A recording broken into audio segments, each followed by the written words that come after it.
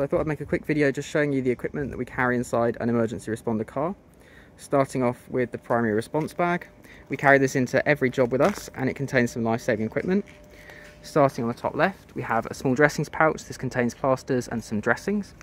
We have an oxygen masks bag, which contains oxygen masks to allow us to deliver it at a range of concentrations, as well as set up a nebulizer.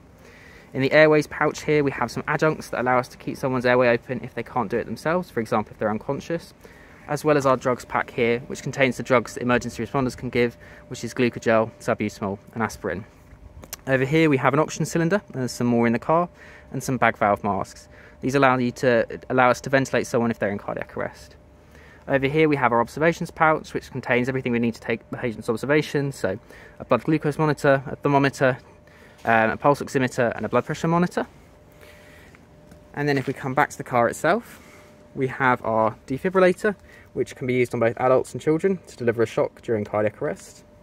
We have our Entonox bag here, which allows us to deliver pain relief. It's an inhaled gas. We have our C-spine collars, which we can use for people that have been involved in a road traffic collision or a fall.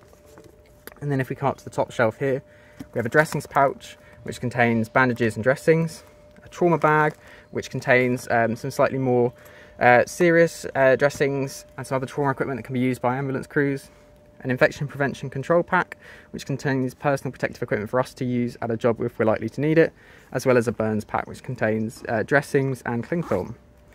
Over on the left here we have a suction unit, which allows us to remove fluids from someone's mouth or airway, such as blood or vomit or saliva. And we also have personal protective equipment and cleaning wipes, which are especially important during the coronavirus.